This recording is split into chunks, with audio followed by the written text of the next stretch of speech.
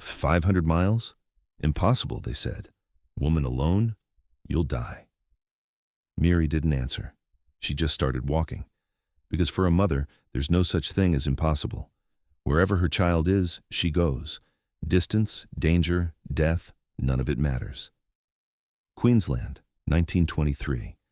A small Aboriginal community near Cunnamulla. Mirri, a 28-year-old Kulili woman, was raising her son alone. Her husband Jaron had died 3 years ago in a mining accident. Since then, just Mirri and her 5-year-old son Darel. Her world, her reason to live. Darel was a beautiful child, bright eyes, curious spirit, always laughing. Learning traditional skills from the elders, learning the language, growing up connected to culture and land. Happy, healthy, loved. But the Queensland government was implementing a new policy. Aboriginal Protection Act, supposedly to protect Aboriginal children. Reality? Systematically remove children from families, send them to mission schools, civilize them. Cultural genocide as legal policy. The Protector of Aborigines, a government official, regularly visited Aboriginal communities to assess children, looking for those deemed suitable for removal. Mixed-race children were priority, but full-blood children were also taken. That morning started normally. Mirri was gathering bush tucker, Darel was playing nearby with other children. She heard an unfamiliar sound, a truck engine. Unusual. White officials rarely came this far. The truck stopped at the community edge. 3 men stepped out. Government Protector McBride and 2 police constables. Cold, bureaucratic expressions. Community Elder Ulara approached cautiously. What do you want? Routine inspection, Aboriginal Protection Act compliance check. Need to see all the children. Why? Government policy, assessing welfare, educational needs. Mirri felt immediate dread. She'd heard stories from other communities. Children taken, never returned, families destroyed. She grabbed Darel and held him tight. McBride walked through the camp, clipboard in hand, examining children like livestock. He stopped when he saw Darel. This child. Name? Darel, Mirri said quietly, protectively. Age? 5 years. Father? Dead. Mining accident. McBride made notes. Single mother, child at risk, no proper education, living in primitive conditions. This child requires intervention. No, Mirri stepped back. My son stays with me. I'm afraid that's not your decision.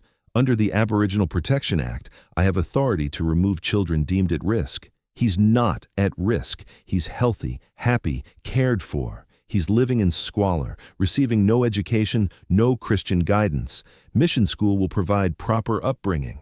This is proper upbringing. Our way, our culture. McBride's expression hardened. Your culture is precisely the problem. We're saving him from that. Constables, take the child.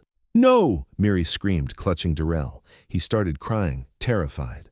The police grabbed her arms and pulled her away. A third man took Darel, who kicked and screamed. Mama! Mama, don't let them take me! Darel! Mirri fought desperately, but the police were too strong. She watched helplessly as her son was carried to the truck, still screaming for her. Other community members tried intervening. Ulara blocked the truck. You can't do this. This is kidnapping. This is the law. Move or be arrested. They had no choice. The truck drove away, Darel's cries fading into the distance. Mirri collapsed, screaming, broken. He's gone. They took my baby, my only child. Ulara held her. We'll fight this. Go to the authorities, demand him back. They are the authorities. They have the law on their side. Then we find another way. Mirri spent the next days in shock and grief, unable to eat or sleep. Half her soul had been ripped away. Where was Darel? Was he crying for her? Was he scared? Finally, she went to the nearest town, Charleville, 80 miles away, found the government office, demanded information. I want my son back. Darel. Where did you take him? The clerk checked records. Darel, Aboriginal child, removed under Protection Act, sent to Cherbourg Aboriginal Settlement, Mission School there. Where is that? North, near Morgan, about 500 miles from here. Mirri's heart sank. 500 miles, might as well be the moon. How do I get him back? You don't. He's under government care now. You can apply for visitation rights, but approval's unlikely. Apply? He's my son. Was your son. Now he's a ward of the state, for his own good. For his rage choked her. She wanted to scream, attack, destroy. But what good would that do? She'd only get arrested. Wouldn't help Darel. She left the office, devastated. 500 miles. No money for train or transport. No legal recourse. No help. She returned to the community and told the elders. 500 miles, Ulara said sadly. Impossible distance, especially for a woman alone. I'll walk. Walk? 500 miles? Through harsh country, dangerous territories, wild animals? You'll die. Then I'll die trying. But I won't abandon my son. Mirri, be reasonable. My child is crying for me 500 miles away. How can I be reasonable? Would you abandon your child? Silence. No parent could answer that. I'm walking. Tomorrow. If I die, I die. But I have to try. The community tried talking her out of it. Too dangerous, too far, impossible for a woman alone. Hostile white territories, no food, water, protection. But Mirri's mind was made up. A mother's determination was absolute. She prepared what she could, a small bag with water container, dried bush tucker, knife, blanket, traditional medicine. Not much. She couldn't carry a heavy load for 500 miles. The elder women blessed her. May the ancestors protect you. May the land guide you. The men wanted to accompany her, but they couldn't. They needed to stay and protect the community. Also, a large group would be more conspicuous, likely stopped by authorities. I go alone, faster, quieter. At dawn, Mirri started walking, north, toward Cherbourg, toward Darel, 500 miles away. The first week was relatively easy. She knew this territory, found water sources, bush tucker, hunted small game, made steady progress, maybe 20 miles per day. But her body was already suffering. Her feet were developing blisters, legs aching. The sun was brutal. Each step was a painful reminder of the distance remaining. Nights were worst. Alone in the bush, every sound threatening, dingoes howling, snakes rustling. She didn't fear the wildlife. She feared not reaching Darel. What if she died before seeing him again? The second week, the terrain got harder. She was leaving familiar Kalili lands, entering Bigambul territory. Not hostile, but unfamiliar. She had to be careful, respectful. She stopped at Aboriginal camps when she found them and explained her mission. Most were sympathetic. Walking 500 miles for your child? Brave, insane, but brave. They offered food, water, directions. Some warned, white settlers ahead. Don't trust them. They report Aboriginal movements to authorities. She avoided white settlements when possible, traveled at night when necessary, became expert at staying hidden, moving quietly. The third week, real suffering began. Her feet were now bleeding, every step agony. Food supplies were low. She'd lost weight, her body weakening. But she couldn't stop. Every mile was closer to Darel. She talked to him in her mind. Hold on, my son. Mama's coming. It's far, it's hard, but I'm coming. Don't forget me. Please don't forget me. The worst moment came on day 25. She crossed paths with white stockmen.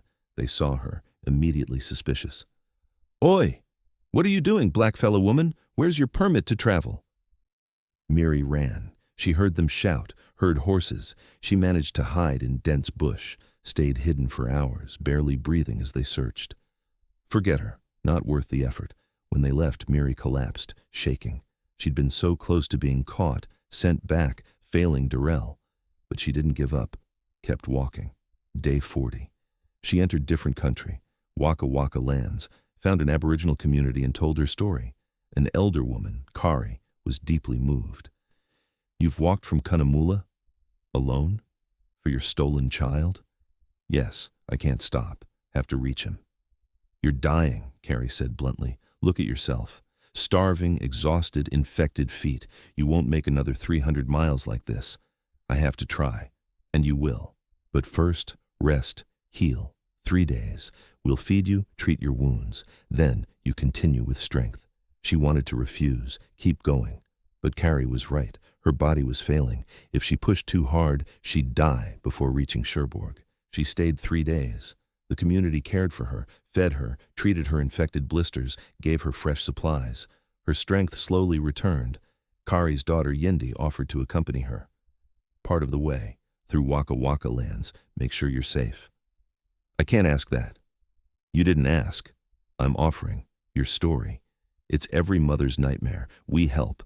Yindi walked with her for 80 miles, showed her safe paths, water sources, where to avoid settlers. Then she had to return to her own family. You're halfway now, Yindi said at parting. 250 miles left. You can do this, halfway. Darel was 250 miles away. It seemed both impossibly far and tantalizingly close. She kept walking. Day 60. Delirium was setting in. Heat, exhaustion, malnutrition taking their toll. Sometimes she forgot where she was, why she was walking. Then she would remember. Darel. Always Darel. His face kept her going. She hallucinated sometimes, saw him playing ahead, laughing, calling, "Mama!" Would run toward him, then realize it was empty air, would collapse, crying. Then stand, keep walking. Day 75. She nearly died. A severe storm, flash flooding. She was trapped by a rising creek, couldn't find a crossing. Water rising, current strong. She thought this was the end. Then she saw a log, partially submerged. She grabbed it, used it as flotation, kicked desperately. The current swept her downstream, battered her against rocks. But she survived, crawled ashore, vomited water, lay gasping. "Not yet," she whispered to death. "You can't take me yet. I have to see my son." She stood, kept walking. Day 90. She entered the outskirts of Murgon region. Cherbourg was close now, maybe 50 miles. Her body was barely functioning. Her feet were destroyed. She'd lost dramatic weight, looked like a walking skeleton. But she was close. So close. She asked directions from Aboriginal workers on a farm. Cherbourg Mission? North along the road. Maybe 2 days' walk. 2 days. After 90 days, just 2 more. The final stretch. Mirri pushed through the pain, exhaustion, everything. She thought only of Darel. Day 92. She saw it. Cherbourg Aboriginal settlement. A large compound.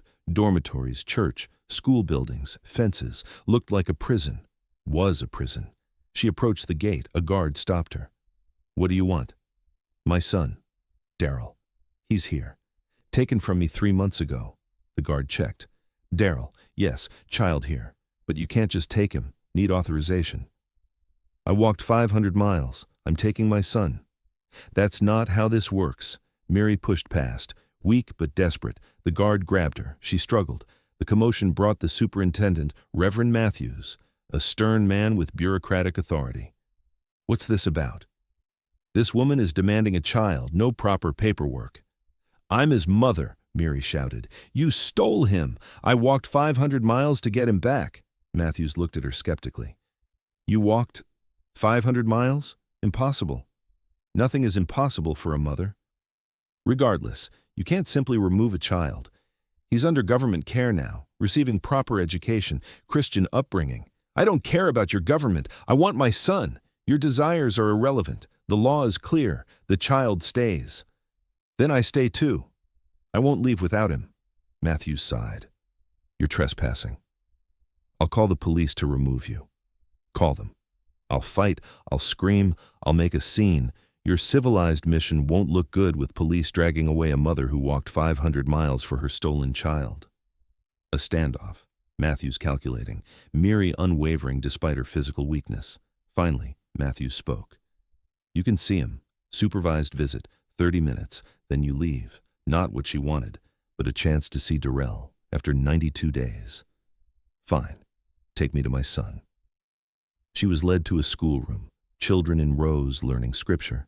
Mirri scanned faces desperately. Then she saw him. Darel, sitting in the back row. He looked smaller, thinner. European clothes, hair cut short, but unmistakably her son. "Darel," her voice broke. He looked up, confused at first, then recognition. His eyes widened. "Mama?" He jumped up and ran. They collided, embracing, both sobbing. Mirri held him tight, never wanting to let go. "Mama, you came. They said you forgot me. Never, never forget. I walked 500 miles to find you." 500 miles? Darel's small mind couldn't comprehend the distance, but he understood love. "I knew you'd come. I knew. I'm taking you home, Matthews interrupted. No, that's not agreed. This is a visit only. Darel clung to her. Don't leave me again, please. I won't. You must, Matthews said firmly. Your 30 minutes are ending. I walked 500 miles. You can't. I can and I will. Guards. 2 men approached. They tried pulling Darel away. He screamed, clung desperately, an exact repeat of the original separation. Mama! Darel! Something broke in Mirri, not physically, spiritually, after 500 miles, 3 months, nearly dying multiple times, to lose him again. She fought with strength she didn't have, punched a guard, grabbed Darel, ran. She knew she wouldn't get far, didn't care, just needed him safe. She made it to the gate before being tackled. She fell hard but protected Darel with her body. Guards pulled him away. Mama! She was dragged outside, thrown to the ground. The gate slammed shut. She could hear Darel screaming inside. Mirri lay there, broken, her body destroyed, her spirit crushed. She'd failed. After everything, she'd failed. But then, something unexpected. Other Aboriginal workers at the mission had seen everything. They whispered among themselves. This woman had walked 500 miles.